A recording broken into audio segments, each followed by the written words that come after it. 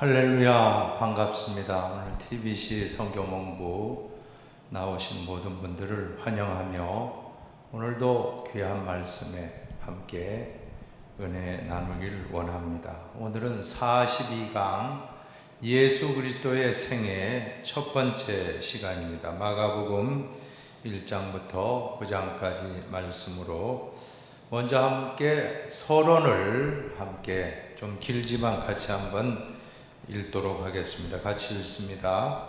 신약성경 27권을 차례대로 살펴보기에 앞서 두 바에 걸쳐서 신약성경의 중심인 예수 그리스도의 생애를 살펴보도록 하겠습니다. 예수 그리스도의 생애가 어떠했는가를 서술할 때 가장 기초가 되는 자료는 복음서입니다. 그러나 각 복음서마다 예수의 생애에 대한 서술이 조금씩 다르기 때문에 오늘날의 역사 서술 방식대로 연대기적인 예수의 역사적 자치를 완벽하게 그려낼 수 없습니다. 그렇지만 우리는 사복음서, 그 중에서도 공간복음을 통해 예수의 생애에 대해 어느 정도의 윤곽을 그려낼 수는 있습니다. 하나님의 아들이시며 사람의 아들이신 예수 그리스도는 예언자들의 예언대로 유대 땅 베들레헴에서 탄생하신 후 나사렛 지방에서 성장하시고 때가 이름에 갈릴리 지역에서 본격적으로 공생의 사역을 수행하시다가 공생의 말기에 예루살렘에 입성하셔서 하나님의 뜻에 따라 십자가에서 죽임을 당하십니다. 십자가에 달려 죽으신 예수는 사흘 만에 죽은 자 가운데서 다시 살아나신 후 40일 동안 지상에 계시다가 승천하셨습니다. 그러므로 예수 그리스도의 생애는 크게 두 부분으로 나누어집니다. 즉 갈릴리를 중심으로 한 순환 이전의 예수의 선교 사역과 예루살렘을 중심으로 한 예수의 순환과 부활로 나눌 수 있습니다. 본과에서는 먼저 탄생에서부터 예루살렘 입성 전까지의 예수의 생애를 다루기로 하겠습니다. 오늘부터 드디어 예수님의 생애를 함께 살펴보고자 합니다. 생각을 여는 질문 같이 한번 해보겠습니다. 약 2000년 전 유대 땅에 오신 예수님은 오늘 우리에게 어떤 의미를 주고 있습니까? 예수님이 하나님의 아들로서 이 세상에 오셨다는 것은 인류에게 어떤 의미를 주고 있습니까? 잘 배워보시기 바랍니다. 두 번째 질문도 같이 해보겠습니다. 우리는 예수님의 설교와 이적 행위들을 통해 예수 그리스도가 인간의 가장 구체적인 삶의 자리에서 인간들의 고통과 슬픔을 위로하시고 하나님의 크신 구원의 계획으로 이끄시는 분임을 알 수 있습니다.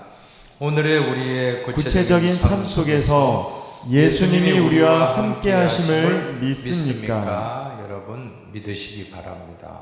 예수님은 오늘 나의 구주로 나와 함께 동행하신다는 사실을 의심하지 마시기를 바랍니다. 이제 용어의 해설입니다. 공간복음이 무엇입니까? 마태, 마가, 누가복음을 공간복음이라고 합니다. 공간복음 또는 공간복음서라고 하는데 예수 그리스도의 생애에 대하여 공통의 관점, 공간이라는 것은 공통의 관점에서 기록했다라는 의미가 있습니다. 알려지기로는 마가복음이 가장 먼저 기록되었고 또 마태와 누가가 이 마가복음을 참조해서 또 이렇게 기록한 것으로 알려지고 있고 요한복음은 또 영적인 복음으로 또 다른 복음서라고 보시면 되겠습니다. 두 번째 동방박사입니다. 박사라고 번역된 헬라어 마고스는 마술사, 점성술사를 뜻하는 말입니다. 당시 하늘의 별을 연구하는 천문학자였다라고 해석하기도 하는 것입니다. 천국이라고 할 때 헬라어로 바실레이아인데 영어로는 킹덤으로 번역될 수가 있습니다. 이 말은 영토, 통치, 영토, 영역의 의미 이외에 더 중요한 통치, 지배의 의미를 가지고 있습니다. 여러분, 천국이 어떤 곳입니까? 천국은 하나님의 지배, 하나님의 통치를 받는 곳이 천국이라고 할 수 있습니다. 시대적 상황입니다. 시대적 상황을 보시면 예수께서는 유대 땅, 유대왕 헤롯 때에 베들레헴에서 탄생하셨습니다.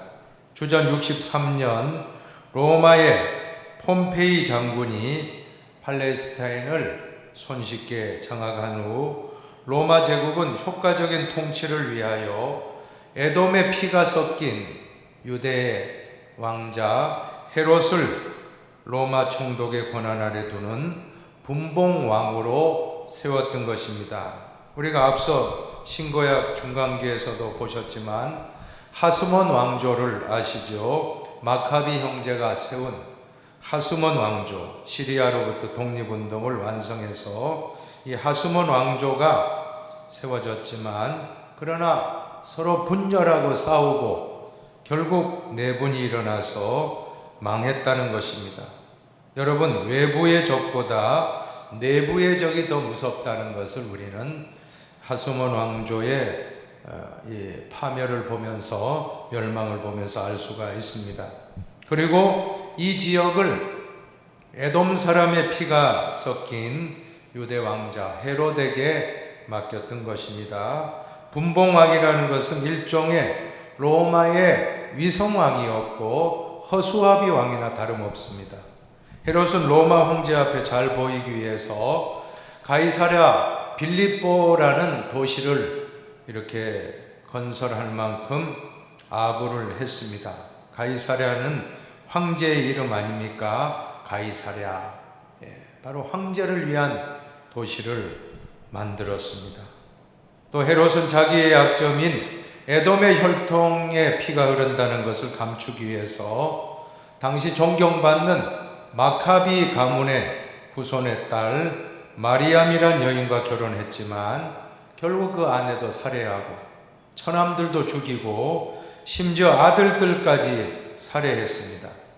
권력 앞에서는 피도 눈물도 없다는 것을 보여주는데, 그리고 예루살렘 성전을 다시금 잘 지었지만 이것도 사람의 인심을 얻기 위한 계략에 불과하지 않았던 것입니다. 그리고 메시아 탄생의 소식을 들었을 때 그가 2살 이하의 베들레헴의 사내 아이들을 다 죽이도록 하는 학살 명령을 내리기도 했습니다. 참 잔혹한 사람, 이 사람이 바로 헤롯인데, 이렇게 어두울 때 예수님이 출생하셨다는 걸 기억하시기 바랍니다. 가장 어두운 순간 예수님이 이 땅에 오신 것입니다. 예수 그리스도의 생애는 갈릴리를 중심으로 하는 순환 이전의 선교 사역과 예루살렘을 중심으로 하는 예수님의 순환과 부활로 나눌 수가 있습니다. 오늘 이 시간에는 예수님의 생애 첫 번째 전반부 그 부분을 이렇게 같이 묵상하도록 하겠습니다. 첫 번째로 말씀의 해석입니다. 예수 그리스도의 탄생과 소년 시절의 모습을 먼저 보시면, 예수님의 탄생 이야기 속에서 가장 중요한 것은 성령에 의한 탄생이라고 하는 것입니다. 성령에 의한 잉태.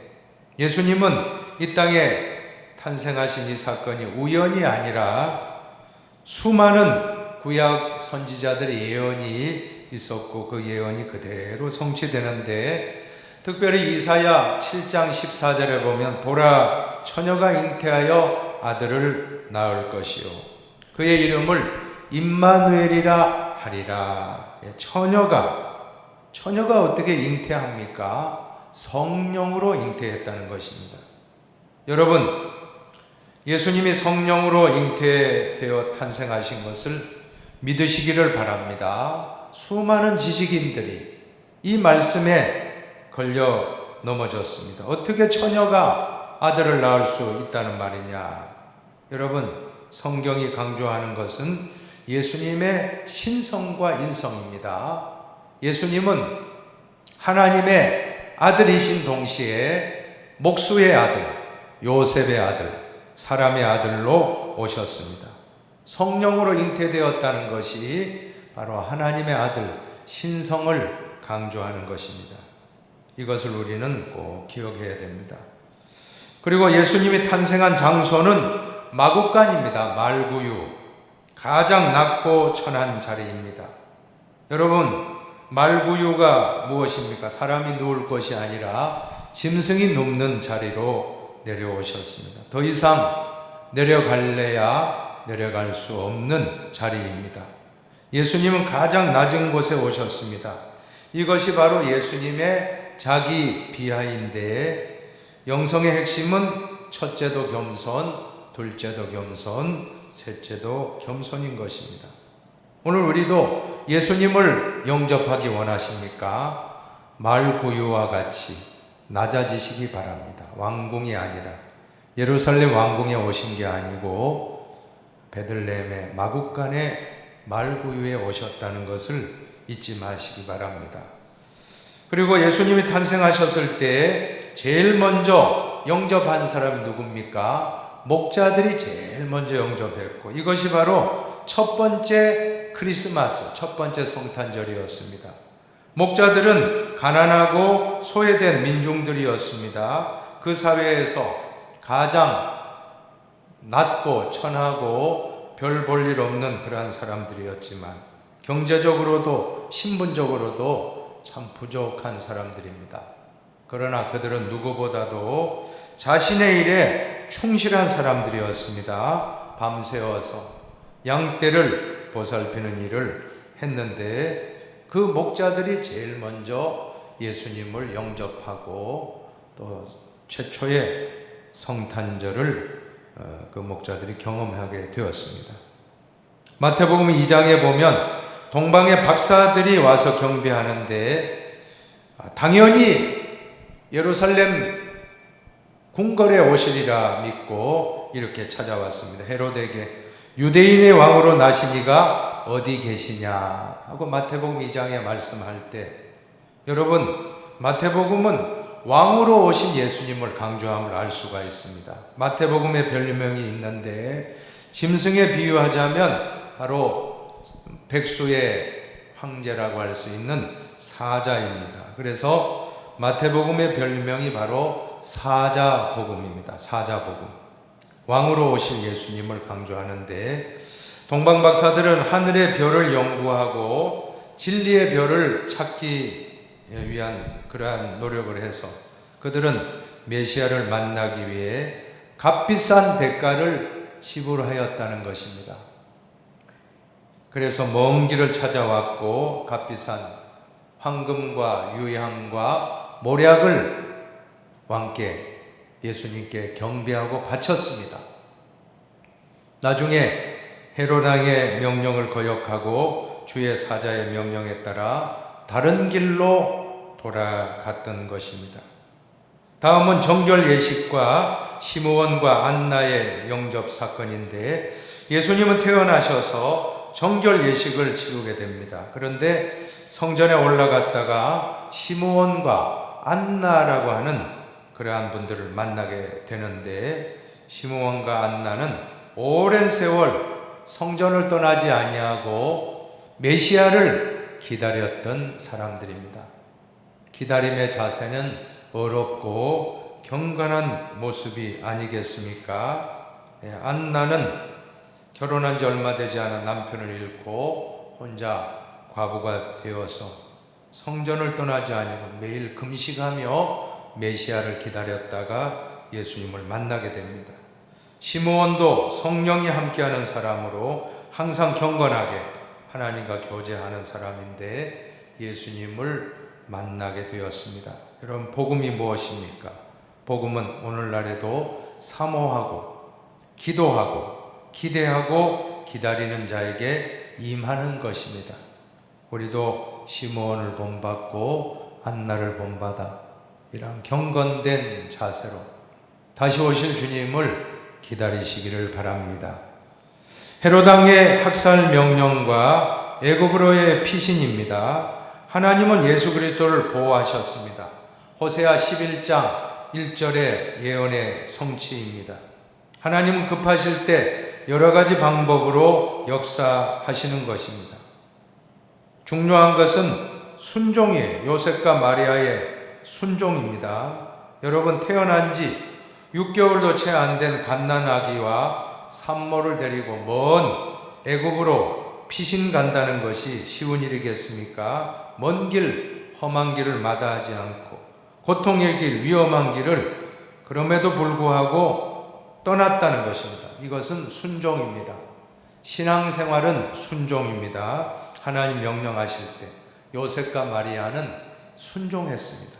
가라고 하면 가고 서라고 하면 서고, 신앙생활은 고스톱을 잘 하라고 하지 않습니까? 또 고스톱 하니까 여러분이 또 과거에 그런 참 추억을 떠올리는 분이 있는지 모르겠습니다. 그게 아니고, 이런 고스톱이 아니고, 고우는 영어로 가자, 스탑은 서라 하는 뜻인데, 하나님이 가라 하면 가시고 서라 하면 서는 순종의 사람 되시길 바랍니다.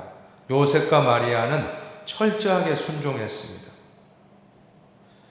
베들레헴의 통곡 소리를 보십시오. 이 말씀, 헤롯 왕은 동방 박사들에게 속았다는 것을 깨닫고 끔찍한, 왜냐하면 동방 박사는 다른 길로 갔잖아요. 꿈에 천사가 현몽하여서 왕궁으로 가지 말고 다른 길로 빨리 고향으로 가라. 동방 박사만 믿고 기다리고 있다가 이 헤롯이 속은 줄 알고 그 경내 2세 이하의 모든 사내 아이들을 다 영아살해, 끔찍한 대학살을 벌였습니다. 천인 공노할, 하늘이, 땅이, 하늘과 사람이 다 노할 만한 그러한 천인 공노할 나쁜 짓을 자행한 것입니다. 얼마나 참 그 당시에 참 예수님이 오시는 기쁨, 축복의 날이지만 또 한편에서는 수많은 부모님들이, 어머니들이 눈물을 흘렸습니다. 이것은 베들레헴의 통곡을 보시면 예레미야 31장 15절의 말씀의 성취인데 제가 한번 읽어드릴게요. 라마에서 슬퍼하며 통곡하는 소리가 들리니 라헬이 그 자식 때문에 애곡하는 것이라. 그가 자식이 없어져서 위로받기를 거절하는도다. 여러분, 얼마나 참 안타까운 일입니까? 메시아가 오셔서 인류를 구원하기 위해서 죄 없는 어린아이들도 희생이 되었다는 사실 잊지 마시기 바랍니다. 우리가 어떠한 큰 축복된 일이 있다는 것은 그 이면에는 정말 큰 희생이 뒤따른다는 걸 우리는 기억해야 되는 것입니다. 독재자의 정권력이 얼마나 악합니까? 살인도, 부정도, 인권 상실도 다 독재 정권 하에 초래되고 있다는 것을 헤롯을 통해서 우리는 또 볼 수가 있습니다. 베들레헴의 통곡 소리는 예레미야가 예언한 것이 그대로 이루어진 것입니다. 그래서 마태복음에 보면 이러한 예언의 말씀이, 구약 성경의 말씀이 많이 인용되고 있습니다. 왜냐하면 마태복음은 유대인들을 위한 복음서이기 때문에 구약 성경, 유대인들이 인정하는 구약 성경을 많이 인용하고 있다는 것도 참조하시길 바랍니다. 그 다음에 나사렛의 정착입니다. 나사렛은 갈릴리 남쪽의 분지에 위치한 조용하고 작은 동네로서 그 당시에는 200여 명의 가난한 민중들이 살던 곳입니다. 이곳에서 예수님께서는 공생애의 기간을 잘 준비하셨습니다. 이와 같이 마태가 발견한 예수 그리스도는 역시 구약 예언의 성취였던 것입니다. 그 11장, 이사야 11장 1절을 보시면 이새의 줄기에서 한 싹이 나며 그 뿌리에서 한 가지가 나서 결실할 것이요. 메시아 예언. 메시아는 다윗의 자손으로 출생하신다는 것이 바로 메시아 예언의 핵심인데, 바로 아브라함과 다윗의 자손 예수 그리스도의 계보라. 마태복음 1장 1절에 보면 아브라함의 자손이요 다윗의 자손으로 예수님이 오신다는 그 말씀이 그대로 성취되었고, 이세라는 건 누굽니까? 다윗 왕의 아버지 이름이 바로 이세입니다. 그러니까 이세라는 것은 다윗 왕을 가리키는 말이라고 볼 수 있습니다. 다윗의 후손으로 예수님이 오신다는 것이 그대로 신약에 성취된 것입니다. 또 여덟 번째로 12세의 사건, 예루살렘 성전을 방문한 사건을 보면 잠깐 부모님들이 예수님을 잃어버렸습니다. 왜 잃어버렸습니까? 무관심과 착각 때문입니다. 아이에 대한 관심이 약했고 착각했습니다. 부모는 뒤에서 아이가 예수가 따라오겠지 하고 그냥 앞서가다가 서로 헤어지고 말았던 것입니다. 그 결과 근심과 염려와 방황과 헛걸음이 있었고, 찾은 방법은 어떻게 찾았습니까? 돌이켰다는 겁니다. 방향을 전환해야 됩니다. 여러분, 가던 길을 돌이키시기 바랍니다. 예수를 잃어버렸습니까? 예수님께로 돌이키시기 바랍니다. 어디로 갔습니까? 성전, 예루살렘 성전에서 찾았다는 것은 분명한 의미가 있습니다. 우리도 세상으로 방황하지 말고 하나님 몸된 교회로. 이제 코로나도 이제 다 잠잠해지는데 여러분, 가능하면 현장에 오십시오. 현장이 은혜입니다. 가정에서도 피치 못하게 참 가정 온라인 예배를 드리는 분도 있지만 현장과는 비교할 수가 없죠. 가능하면 성전으로 오십시오. 성전에 오면 회복되는 것입니다. 예수님을 만나게 되는 것입니다. 사랑하는 여러분, 오늘 교회에서 모이고 예배드리고 교제하는 가운데 모두 회복되시기를, 예수를 만나고 회복되시기를 축원합니다.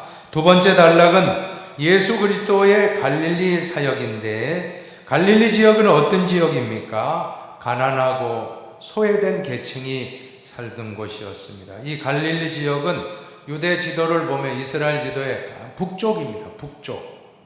그러므로 이방의 침입이 많았고 강대국들에 의해서 수없이 많이 짓밟혔던 그러한 땅이었습니다. 그런데 갈릴리는 땅이 비옥하고 농산물이 풍부했기 때문에 끊임없이 이방 민족들이 그 땅을 차지하기 위해서 침략을 해왔던 것입니다. 그러니 서민들은 더 어렵고 힘든 고통의 세월을 보낼 수밖에 없었던 것입니다. 예수님은 당신을 드러내시고 이제 드디어 공식적인 공생애를 시작하시는데 제일 먼저 요한에게 세례를 받으셨다는 것입니다. 여러분, 예수님이 왜 세례 받으셨습니까? 예수님은 죄가 없는 분인데 왜 죄 씻음 받는 예식을 왜 스스로 자청했습니까? 이것 역시도 예수님은 자신을 낮추신 것입니다. 당신을 죄인의 자리까지 낮추신 사건으로 보시면 됩니다. 그리고 세례를 받으면서 중요한 것이 무엇입니까? 내가 누구인지 자기 정체성을 확인하는데 뭐라고 하셨습니까? 세례받고 요단강에서 올라올 때에 너는 내 사랑하는 아들이라, 내가 너를 기뻐하노라. 분명한 하나님의 사랑받는 아들이라고 하는 정체성, 이것을 확고히 가지신 것입니다. 사랑하는 여러분, 우리도 세례가 얼마나 중요해요. 세례를 받고 세례를 안 받고는 큰 차이입니다. 세례를 받을 때 나는 하나님의 사랑받는 자녀다는 확신을 얻으시면 아멘 하시기 바랍니다. 확신을 얻으시기 바랍니다. 다음으로 40일 금식 기도와 마귀의 시험입니다. 예수님은 40일 동안 광야에서 공생의 사역을 하시기 전에 금식하고 기도하셨는데 얼마나 배가 고팠을까요? 그때 사탄 마귀가 광야에 예수님께 와서 세 가지로 시험하는데 제일 먼저 빵 문제입니다. 물질적 시험이라고 할 수 있는데 이 돌들을 변하여 떡덩이가 되게 하라. 이 물질 시험이에요. 우리가 사탄 마귀가 우리 믿음의 사람 넘어뜨리려고 할 때 빵 문제, 먹고 사는 문제로 우리를 시험하고 예수님을 못 믿게 만들려고 이렇게 빵 문제로 유혹하고 돈으로 예수님도 좋지만 돈도 좋다. 돈 버는데 정신없어요. 여러분 넘어서시기 바랍니다. 빈손 들고 왔다가 빈손 들고 가는 우리 인생입니다. 우리는 이 빵 문제, 돈 문제, 물질 문제를 초월하지 않으면 신앙생활 바로 할 수가 없습니다. 두 번째 그 시험을 물리치고 나니까 이제는 뛰어내리라는 거예요. 천사가 너를 보호하리라. 여러분 이것은 무엇입니까? 인기. 야 대단하다. 너 정말 멋있다. 자 이런 거 인기, 명예. 여러분 이러한 정신적 시험 우리는 당할 때가 많습니다. 다 이겨내십시오. 여러분은 명예심의 노예가 되지 마시기 바랍니다. 하나님이 아시면 됩니다. 사람이 몰라준다고 너무 시험 들지 마시고 인기를 초월합시다. 그 다음에는 권력의 문제입니다. 나에게 절하면 천하만국을 보여주면서 사탄이 예수님께 나에게 절하면 이 모든 걸 너에게 주겠노라. 권력의 문제로 영적, 종교적 시험을 해왔습니다. 정말 이 세 가지 시험, 물질, 정신, 또한 영적, 종교적 시험을 다 물리쳤는데 어떻게 이기셨죠? 사람이 떡으로만 살 것이 아니라 하나님 입으로부터 나오는 모든 말씀으로 살 것이니라. 신명기 8장 3절 말씀. 그 당시 예수님이 이 성경을 찾고 있었겠습니까? 사탄이 시험할 때 바로 말씀으로, 기록된 말씀으로 물리쳐 이겼던 것입니다. 평상시에 하나님 말씀을 많이 암송하는 것이 얼마나 중요합니까? 사랑하는 여러분, 오늘 우리도 사탄 마귀를 무찌르기 위해서는 무장해야 됩니다. 한번 같이 한번 따라 합시다. 구원의 투구 쓰고 의의 흉배를 착용하고 진리의 허리띠를 착용하고 복음에 예비한 신발 신고 믿음의 방패를 들고 그 다음에는 성령의 검, 하나님의 말씀의 검을 들고 가는데 가만히 보면 한 가지 유일한 공격용 무기가 있습니다. 바로 말씀입니다. 이 하나님의 말씀, 성령의 검. 성령님은 언제나 말씀을 도구로 하여 역사하십니다. 그냥 성령이 그냥 역사하지 않습니다. 언제나 말씀을 통해서, 오늘 주의 종의 말씀을 통해 성령이 감동을 주고 우리의 영과 혼과 관절과 골수를 찔러 쪼개는 것입니다. 사탄 마귀를 이기는 것은 오직 말씀밖에 없습니다. 예수님처럼 말씀으로 물리쳐 이기시길 바랍니다. 그리고 처음 제자들을 부르시는데 부르심의 대상은 누구였습니까? 어부들이었어요. 어부들은 어떤 사람이죠? 사회적 신분상 높은 위치는 아닙니다. 낮은 위치에 있었던 가난한 사람들이었고 공동체의 일원으로서 협동의 원리, 어부들이 그물을 내리고 올릴 때 협동이잖아요. 요즘도 보면 TV에 조업하는 모습 한 번씩 보면 어떻게 하죠? 이 어부들이 호흡이 잘 맞아야지, 호흡이 안 맞으면 큰일 납니다. 위험해요. 목숨이 왔다 갔다 합니다. 잘 협동하며 하는 것이 익숙한 사람들, 그리고 자연의 위대성을 알고 겸손한 사람들이라는 것입니다. 어느 어부의 기도문이 있습니다. 하나님, 바다는 너무 넓고 제 조각배는 너무 작습니다. 나를 도와주세요. 참 얼마나 좋은 기도입니까? 항상 어부들은 파도가 있고 풍랑이 있으면 못 나가요. 전적으로 하늘을 바라보는 겁니다. 또 먼 항해를 하는 외양 어선을 보면, 원양 어선 같은 경우는 정말 몇 달을 바다 위에 떠 있어야 되는데 항상 하늘이 덥지 않으면 위험한 상황이 있고, 또 위험한 상황을 만나면 하늘을 바라보고 참 겸손히 기도할 수밖에 없는 존재. 자, 그 사람들을 불렀다는 겁니다. 또 부르심의 방법을 보시면 선택의 주도권이 제자들에게 있는 게 아니고 예수님께 있었습니다. 뭐라고 말씀합니까? 너희가 나를 선택한 것이 아니라 내가 너희를 선택하였노라. 믿으시기 바랍니다. 부르심의 목적 왜 불러주셨죠? 내가 너희를 사람 낚는 어부가 되게 하리라. 이제는 물고기 잡는 어부가 아니라 사람 낚는 어부가 된다는 것입니다. 제자들의 반응을 보십시오. 즉각적인 순종과 포기를 합니다. 즉각 순종입니다. 어떤 사람들에게 나를 따르라 할 때 뭐라고 했어요? 부모님을 장사하고 따르겠습니다. 그런데 예수님 뭐라고 합니까? 죽은 자로 죽은 자를 장사하게 하고 너는 나를 따르라.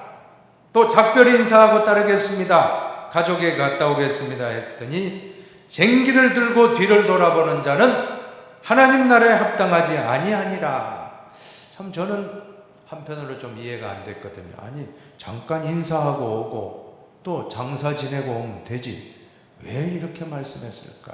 아마도 예수님이 관심법을 하신 것 같아요. 그 마음을 읽어보니 저 사람은 안 돼요. 저 사람 집에 갔다 오면 절대 못 따라옵니다. 왜냐하면 공처가거든요. 부인이 무서우니까, 부인에게 딱 잡히니까 못 가게 한 거예요. 여러분 어찌됐든 주님을 따를 때는 즉각적으로 순종하고 때로는 포기할 거는 과감하게 포기하지만 우리는 예수의 제자가 될 수 없다는 것입니다. 자, 그리고 예수님의 3대 사역이 무엇입니까? 첫 번째는 가르쳤다고 했고, 두 번째는 천국 복음을 전파하고, 그리고 세 번째로는 치유했다라고 하는데, 여러분 가르침이 무엇입니까? 가르침, 티칭, 그리고 프리칭, 전파, 힐링, 치유. 한번 따라 합시다. 가르치시고 전파하시고 고치시니라. 네, 가르치는 사역, 그 다음에 전파하는 사역, 그 다음에는 힐링, 치유하는 사역을 예수님이 세 가지 사역을 해주셨는데, 예수님은 우리의 스승이 됩니다. 가장 위대한 스승, 가르쳐 주십니다. 얼마나 예수님 가르침이 참 귀합니까? 우리는 예수님을 스승으로 삼고 잘 배우면 됩니다. 두 번째, 천국복음 전파를 보시면 항상 예수님은 비유를 사용하십니다. 비유, 영어로 패러블, 헬라어로 파라볼레에서 패러블이 왔습니다. 이것은 어떤 의미입니까? 어떤 것을 제시해 놓고 대비시키고 비교한다는 뜻이 바로 비유입니다. 예수님은 언제나 천국복음을 전파하실 때 비유를 사용하시는데, 비유를 사용하신 목적과 특징은 어려운 진리를 쉽게 풀어주시는 것입니다. 스스로 진리를 발견하고 깨닫게 하기 위해서 아주 현실적이고 또 그리고 아는 것으로부터 이 비유를 말씀하시니 참 얼마나 감사했습니까? 그 다음에는 치유예요. 치유. 당시 유대교의 모습은 죄인을 대량 생산했다는 거예요. 이게 무슨 말이에요? 죄인. 유대교는 어떤 병이 왔다 그러면 그 사람 죄지었다는 거예요. 하여간 율법 어겼다 그러면 죄지었다. 율법 조항도 그냥 십계명이 아니에요. 십계명에도 또 규정들을 또 만들고 율법에 또 규정을 만들어서 거기에 또 세부 조항을 만들고 정말 조금만 하나라도 범하면, 그러자 예수님 제자들이 너무 배고파서 밀밭 사이에서 그 밀 몇 알을 주워 먹었잖아요. 비벼 먹었는데 타작행위 했다는 거예요. 안식일에 하지 못할 일을 했다. 죄지었다. 그리고 나면서부터 눈 먼 자가 있었는데 저 사람이 누구 죄 때문입니까? 자기 죄입니까? 부모 죄입니까? 하여간 유대교의 사상은 전부 죄인이에요. 다 죄인. 다 죄 때문에 이렇게 됐다. 가난한 것도 죄다. 율법을 지키지 않아도 죄다. 심지어 병들어도 장애인으로 되어도 죄다. 다 죄로 여기고 하나님 저주했다 하는 게 유대교의 관점인데, 예수님 오셔서 뭐라고 했습니까? 해방시켜 주시는 거예요. 죄로부터 자유하게 하고 해방시켜 주시고. 그래서 예수님이 늘 병을 고쳐 주실 때마다 어떻게 했습니까? 내 죄 사함을 받았느니라. 죄로부터의 자유와 해방을 주십니다. 수고하고 무거운 짐진 자들아 다 내게로 오라. 내가 너희를 쉬게 하리라. 오늘 우리는 이런 예수님이 계신 곳에는 진정한 치유가 있고 자유가 있고 해방이 있다. 어떤 누구도 우리를 죄로 얽어맬 수가 없습니다. 여러분, 죄책감 가지고 있는 분은 예수 안에서 자유함을 누리고 해방되시기를 바랍니다. 다 예수님이 십자가 위에서 다 해결해 주셨습니다.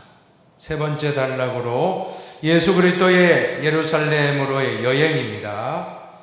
세 번째 단락, 고난의 길, 십자가의 길을 이제 가시게 되는데 유명한 가이사랴 빌립보에서의 신앙 고백이 나옵니다.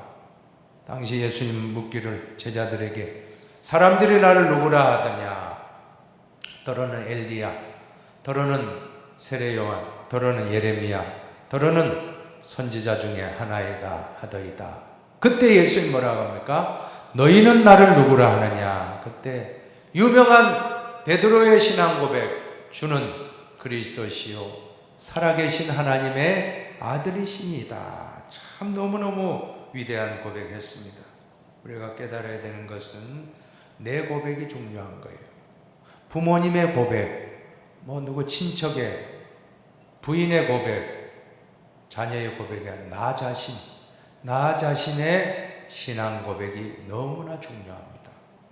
사랑하는 여러분, 오늘 내가 예수 그리스도를 진심으로 구주로 영접하고 나의 구주로 고백하고 주는 그리스도시요 살아계신 하나님의 아들이시니다. 이 고백을 진심으로만 할 수 있다면 여러분들은 진정한 하나님의 자녀가 된 것입니다. 여러분, 가톨릭 교회와 개신교회의 결정적인 차이가 무엇입니까? 가톨릭은 베드로 위에 교회를 세웠습니다. 베드로가 초대 교황이에요. 가톨릭 교회의 천주교회의 교황은 베드로입니다. 정말 교황의 권한은 막강해요. 천주교는 교황이 하나님 다음입니다. 교황의 말은 절대적이에요.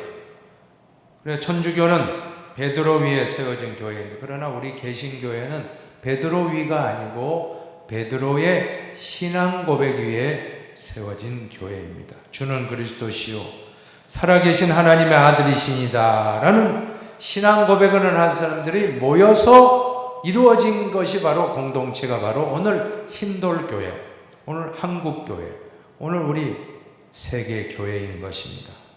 이러한 것을 꼭 기억하고 우리는 이 신앙 고백이 너무나도 중요하다는 것을 의심하지 마시길 바랍니다. 두 번째, 예수님의 순환 예고입니다. 그 고백이 있은 다음에 크게 기뻐하고 칭찬하셨는데, 이번에는 예수님의 십자가 사건과 부활 사건을 처음으로 예수님이 제자들에게 예언하셨는데, 그때 베드로가 막았습니다. 주님, 절대로 그렇게 하지 마십시오 라고 만류하다가 예수님 뭐라고 합니까? 사탄아, 내 뒤로 물러가라. 너는 나를 넘어지게 하는 자니라. 여러분, 왜 그럴까요? 우리 메시아는 영광스러운 모습으로 오신 것이 아니고 이사야 53장에 나오는 고난받는 메시아, 그가 채찍에 맞은 우리는 나음을 받았도다 하는 그 고난받는 메시아의 모습, 오늘 그 말씀을 우리가 기억하고, 예수님은 그 이사야 53장에 바로 어린 양으로 오신 것입니다. 우리를 구원하기 위해서 십자가에 못 박혀 고난받기 위해 오신 예수님, 이것을 우리는 기억해야 됩니다. 다음은 변화산의 변모인데, 마가복음 9장에 보면 예수님이 변화산에 올라가서 변모하십니다. 거기서 예수님은 모세와 엘리야와 대화하는데, 모세는 율법의 대표이고 또 엘리야는 선지자의 대표입니다. 구약은 율법서와 예언서가 있다고 하지 않습니까? 율법과 예언은 구약 성경을 요약하는 것입니다.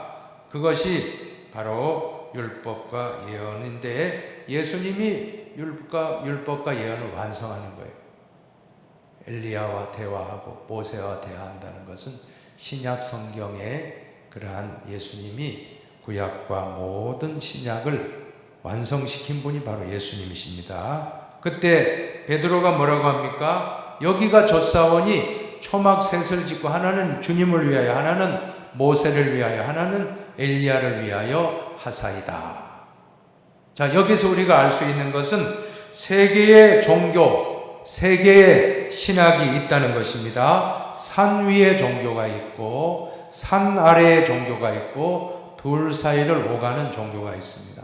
산 위의 종교는 바로 베드로와 야고보, 요한과 같이 여기가 돛사원이요.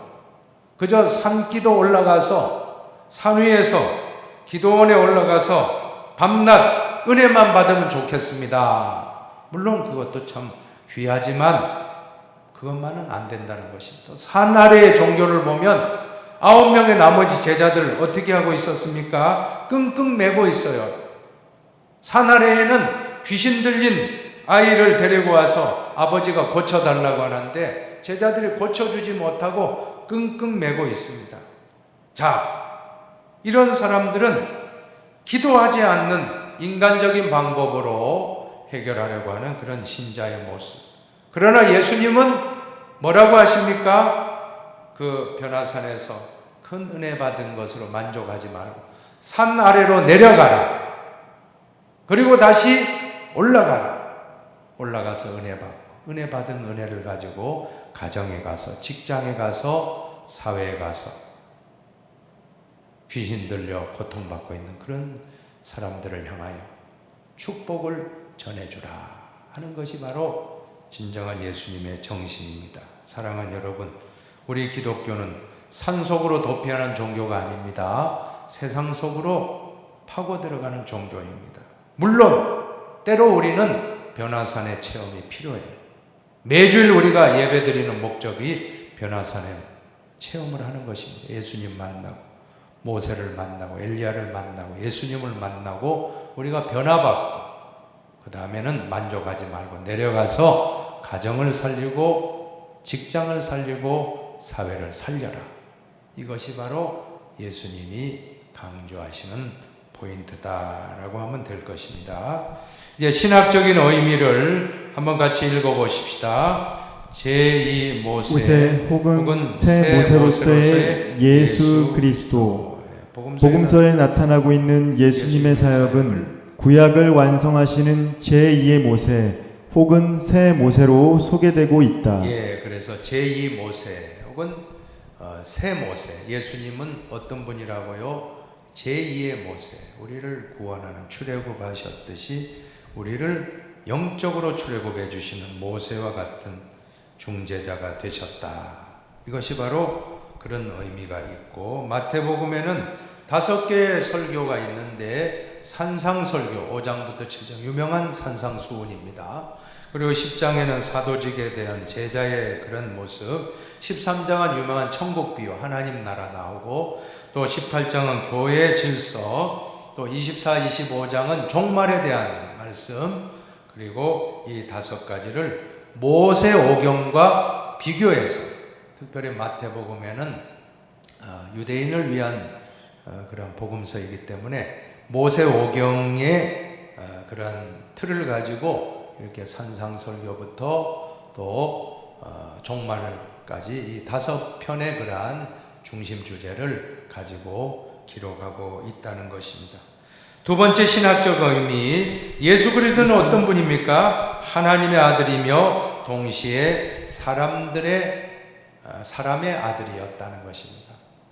공간복음의 중심 주제가 있다고 하면 예수님은 진정 누구신가라는 정체성에 관한 질문이었습니다.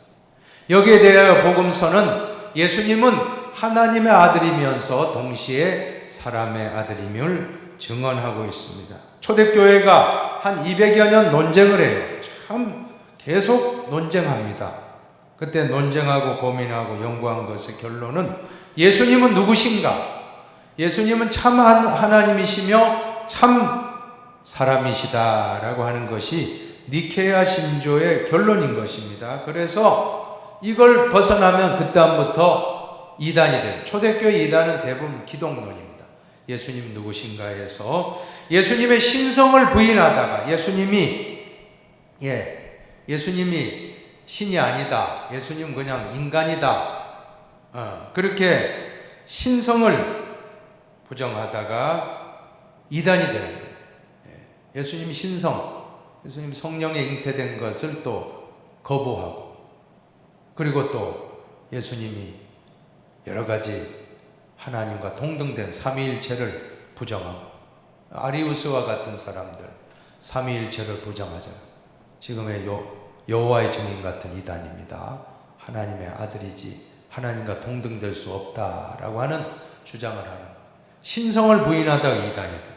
또 인성을 또 부인하다가 또 이단이 됩니다. 가연설이라 가짜로 왔다는, 예수님이 육신의 몸으로 있고 요셉의 아들로 오셨는데 아니다는 거예요. 그냥 가짜로 왔다면 예수님 고통받는 십자가도 가짜입니까? 아니잖아요.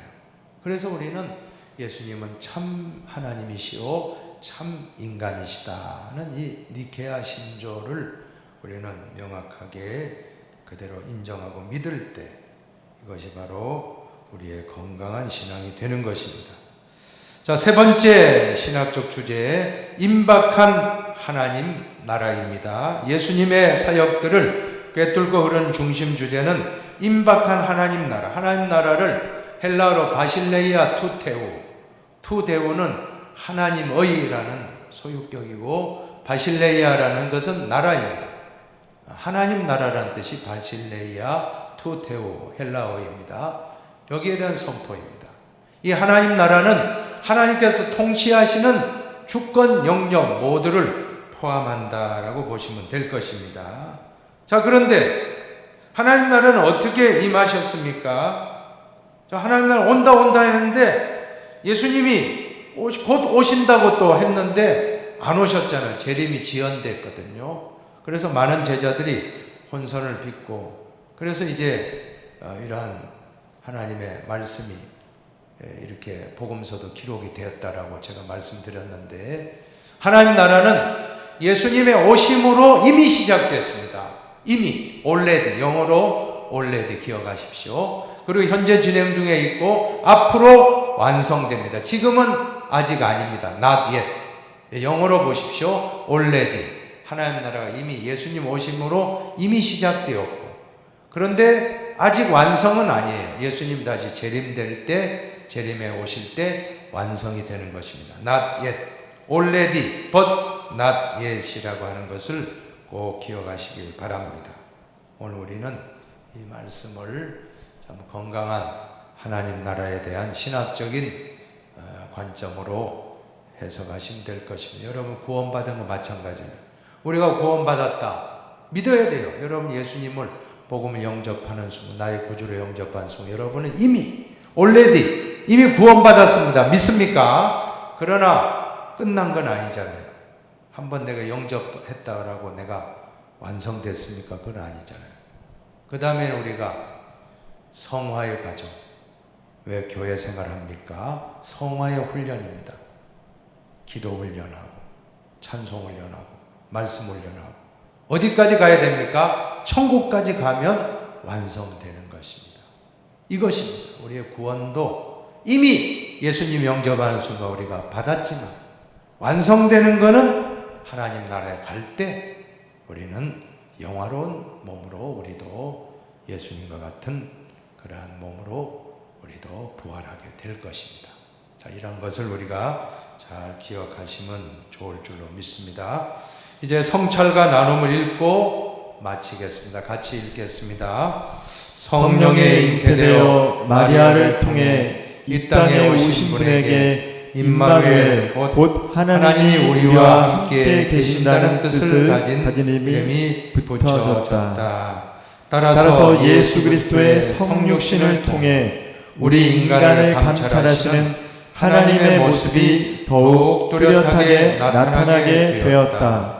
이와 같은 하나님의 임재는 우리에게 힘과 용기를 주기도 하고 죄를 범하려는 마음을 없애주기도 한다. 그러므로 우리 그리스도인들은 삶의 현장에서 하나님의 임재를 느끼며 담대하고 의로운 삶을 살아가야 하겠다. 여러분, 예수라는 이름의 뜻이 무엇입니까? 구원자라고 했습니다. 그런데 예수의 별명이 뭡니까? 임마누엘, 하나님이 우리와 함께 하신다. 그러므로 우리가 예수 믿는다는 것은 예수와 임마누엘이라고 보면 될 거예요. 우리가 예수님을 믿어 구원받고, 또 임마누엘은 뭡니까? 하나님이 늘 함께하는 삶, 능력이에요.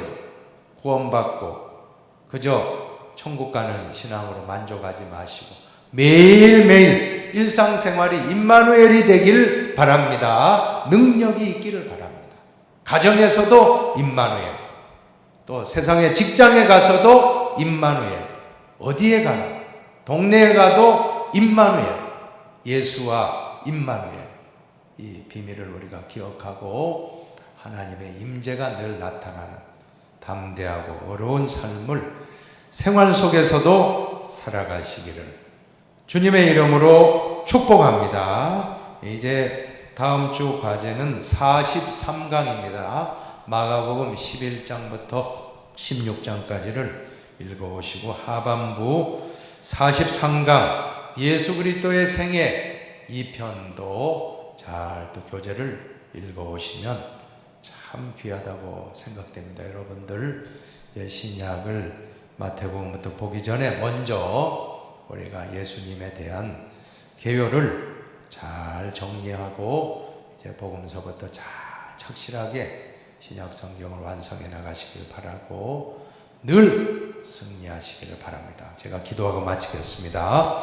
하나님 아버지 감사합니다. 오늘 배운 말씀 예수 그리스도의 생애, 오 주여, 예수님이 이 땅에 오실 때가 가장 어두운 헤롯이 통치하고 참 가장 어둡고 어두운 때에 예수님이 오셨는데 왕궁에 오시지 않고 가장 낮은 곳에 베들레헴 마구간의 말구 위에 오셨고 예수님은 언제나 가난한 자, 소외된 자를 찾아가시고 언제나 가르치시고 전파하시고 고쳐주시는 사역을 감당하시고 예수 그리스도의 십자가와 부활을 통하여 우리를 구원해 주시고 우리와 임마누엘로 함께 하심을 믿게 하여 주시옵소서.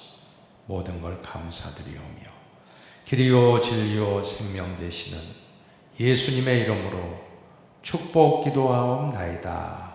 아멘.